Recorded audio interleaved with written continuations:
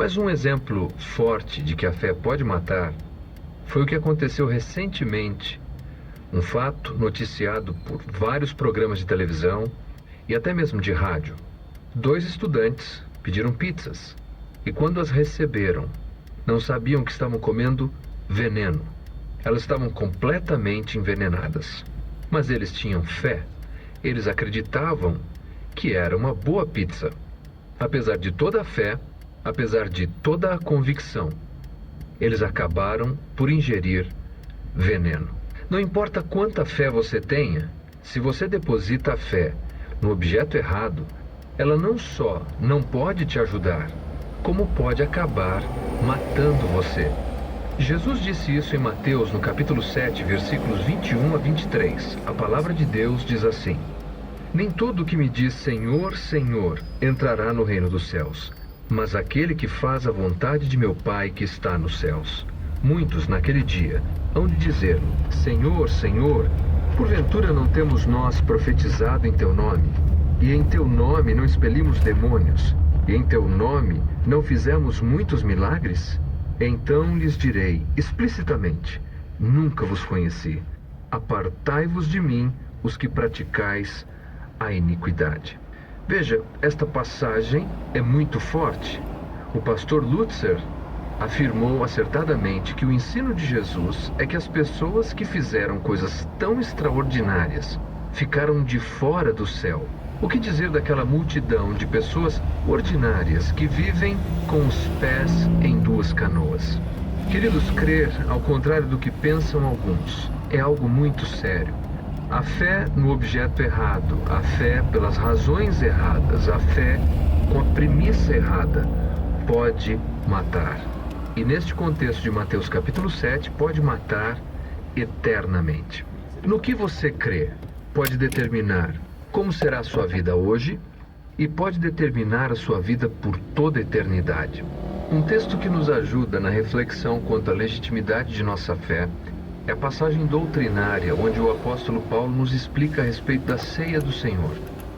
Nós temos o registro histórico da ceia, mas na carta de Paulo aos Coríntios, no capítulo 11, nós temos uma exposição doutrinária da ceia. A palavra de Deus diz assim no capítulo 11, a partir do versículo 23. Porque eu recebi do Senhor o que também vos entreguei, que o Senhor Jesus, na noite em que foi traído, tomou o pão, e tendo dado graças, o partiu e disse: Isto é o meu corpo que é dado por vós, fazei isto em memória de mim. Por semelhante modo, depois de haver ceado, tomou também o cálice, dizendo: Este cálice é a nova aliança no meu sangue, fazei isto todas as vezes que o beberdes, em memória de mim. Porque todas as vezes que comerdes este pão e beberdes o cálice, anunciais a morte do Senhor até que ele venha. Por isso, aquele que comer o pão ou beber o cálice do Senhor indignamente será réu do corpo e do sangue do Senhor. Examine-se, pois, o homem a si mesmo, e assim coma do pão e beba do cálice. Pois quem come e bebe sem discernir o corpo, come e bebe juízo para si. Eis a razão porque há entre vós muitos fracos e doentes, e não poucos que dormem. Nesta passagem encontramos: fazei isto em memória de mim. O apóstolo nos apresenta 3 perspectivas a respeito da ceia do Senhor. Fazei isto em memória de mim. É a primeira perspectiva, é a perspectiva do passado, de tudo que Jesus representa e tudo que Jesus é. Então diz: todas as vezes que comerdes este pão e beberdes este cálice. É o presente, é aquilo que fazemos com frequência. E terceiro, a ceia aponta para o futuro, até que ele venha.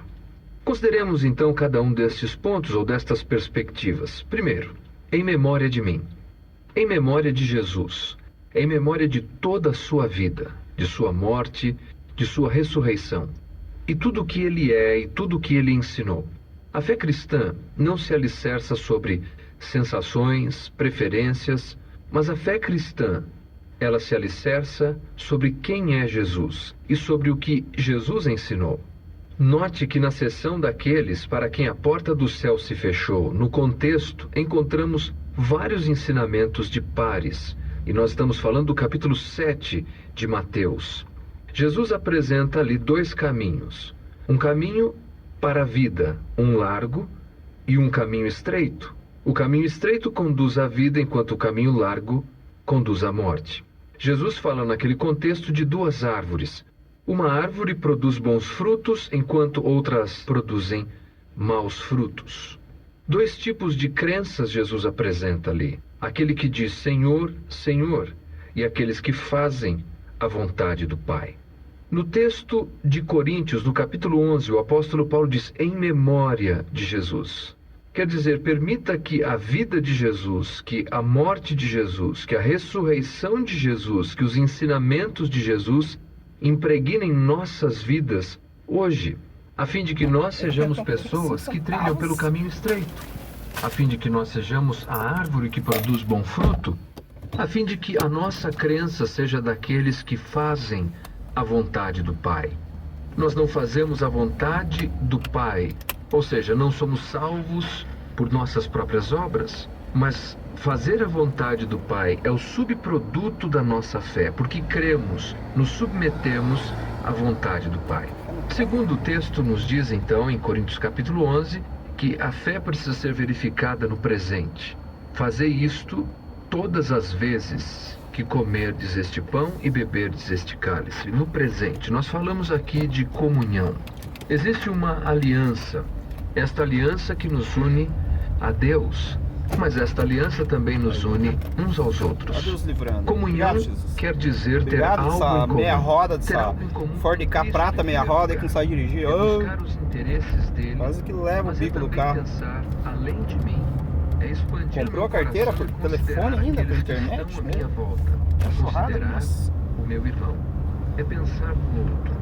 Então, quando pensamos no cálice da comunhão, quando fazemos isto repetidas vezes, podemos analisar nossa fé à luz da história. Primeiro, é nossa fé histórica. A nossa fé repousa sobre o Jesus histórico, sobre tudo que ele fez e tudo que ele é, porque esta é a única fé que pode nos garantir salvação. Segundo, a fé se reverbera em ações práticas, primeiro de submissão a Deus, de comunhão com Deus e de comunhão com o próximo. Na carta de João, nós encontramos repetidas vezes que se afirmamos ter comunhão com Deus, mas não temos comunhão uns com os outros, se não temos comunhão com os nossos irmãos, somos mentirosos. Por isso a reflexão da fé genuína é aquela que me liga a Deus efetivamente, mas me liga ao meu irmão, ao próximo. Terceiro, neste texto de Paulo aos Coríntios, no capítulo 11, nós também percebemos que a ceia do Senhor nos leva a uma reflexão de nossa fé em relação ao futuro, pois o texto nos diz, até que ele venha. Nós fazemos isso até que Cristo retorne. A ceia aponta para o passado, para o presente e para o futuro. Quer dizer que tudo o que faço hoje também deve vislumbrar o meu encontro com Cristo. C.S. Lewis, escritor inglês, disse que aqueles que mais fizeram nesta vida foram aqueles que pensaram no futuro com Cristo. No contexto, está em vista aqui nesta passagem de Coríntios capítulo 11, a maneira como nos relacionamos uns com os outros. Observe, quem não discerne o corpo, quem come indignamente. Isso refere-se aos pecados privados, mas certamente, no contexto, se refere ao meu descaso com os demais membros do corpo. Paulo conclui dizendo que aqueles que têm uma fé equivocada são disciplinados, até mesmo ao ponto de morrerem. Observe o versículo 30. Eis a razão porque há entre vós muitos fracos e doentes, e não poucos os que dormem. A disciplina, por vivermos com descaso, ou por não vivermos uma fé em harmonia com o que propõe a palavra de Deus, é uma fé que pode matar. Cuidado, a sua fé pode matar.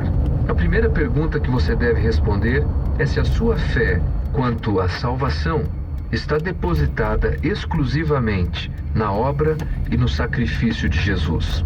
Nenhuma igreja pode nos salvar, nenhum líder religioso pode nos salvar, apenas Jesus Cristo pode nos salvar. Ele nos é apresentado de forma enfática na palavra de Deus como sendo o caminho, a verdade e a vida. Nossa fé deve ser alicerçada nesta verdade histórica. Jesus é o próprio Evangelho.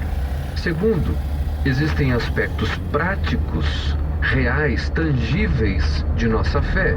Ou seja, são as ações que praticamos, primeiro, relacionadas a Deus, nosso grande Salvador através de Jesus, e com os nossos irmãos na fé, aqueles que estão à nossa volta, o nosso próximo, o nosso irmão, aqueles com quem congregamos. Terceiro, nossa fé deve vislumbrar o futuro, deve encher o nosso coração também de esperança, na certeza de que um dia nos encontraremos com Cristo. Lembre-se, que tipo de fé você tem? John Wesley disse o seguinte: eu quero meu Cristo, meu Salvador, completamente. Eu quero a Bíblia como meu livro, completamente. Eu quero a igreja para minha comunhão, completamente. Eu quero o mundo como meu campo missionário, completamente. Não podemos aceitar o Evangelho de Jesus apenas em partes. Ou aceitamos o Evangelho de Jesus como sua obra completa, ou não podemos aceitar o Evangelho. No entanto, aceitar menos que um Evangelho total de Cristo, com a sua obra salvífica, significa estar depositando a fé no objeto errado. E como tenho dito desde o início desta mensagem, a fé no objeto errado não apenas não pode nos ajudar, como ainda pode nos matar. Cuidado.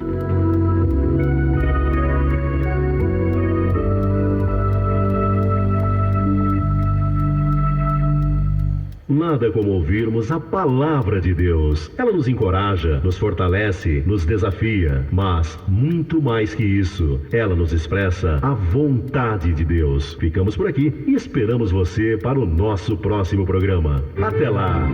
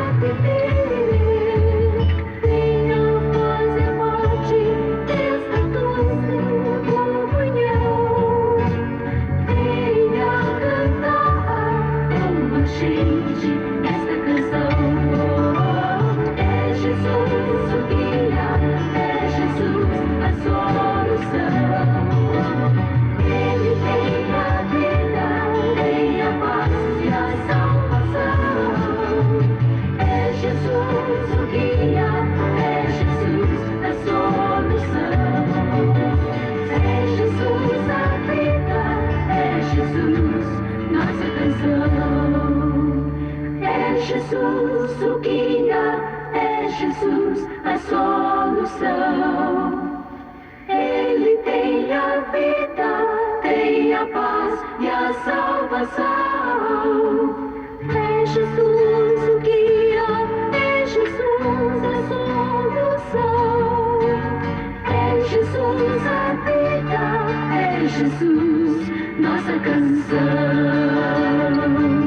nossa canção, nossa canção, nossa canção. Castelo forte é nosso Deus, espada e bom escudo, com seu poder defende os seus em todo transe agudo. Com fúria pertinaz, persegue Satanás, com artimanhas tais e astúcias tão cruéis, que iguais não há na terra. A nossa força nada faz, estamos sim perdidos, mas nosso Deus socorro traz e somos protegidos.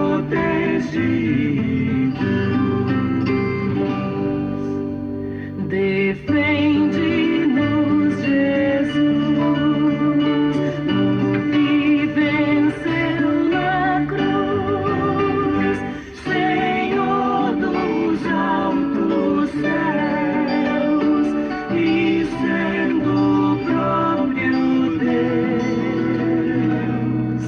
triunfa na batalha.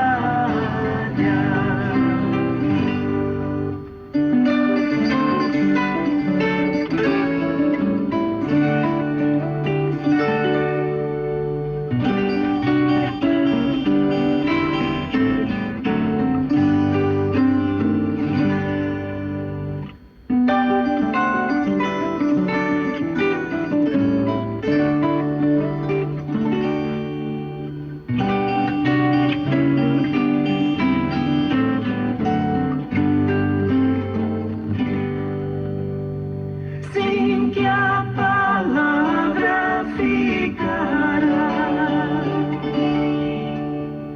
sabemos com certeza, e nada nos assustará. Com Cristo por defesa, se temos de perder família, bens, poder, embora a vida vá, por nós Jesus está e nos dará seu reino.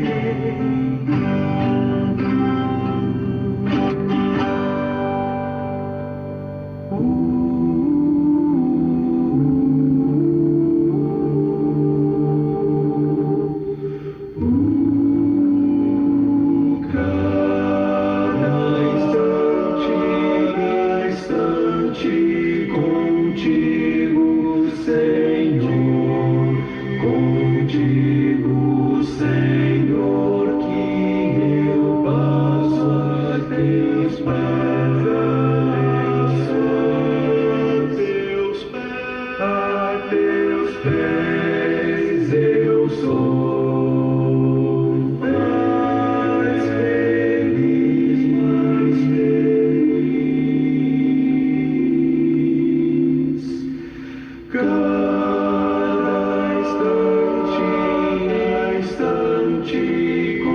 Contigo, Senhor, Jesus, Jesus.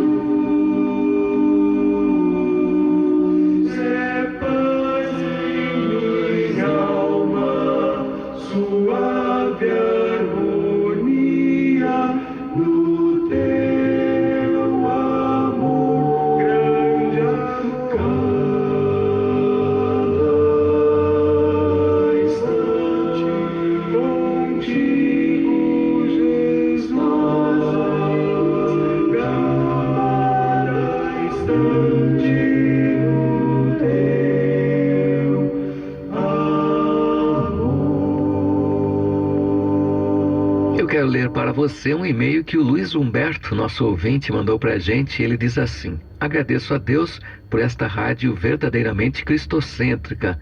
Mensagens edificantes, sem doutrinas estranhas. É maravilhoso poder contar com vocês 24 horas por dia. Amém. Muito obrigado, Luiz, por essa palavra de encorajamento. Que Deus te abençoe e toda a sua família. E você, que tal compartilhar conosco também? Anote aí o nosso e-mail. Você escreve para rede@bbnmedia.org.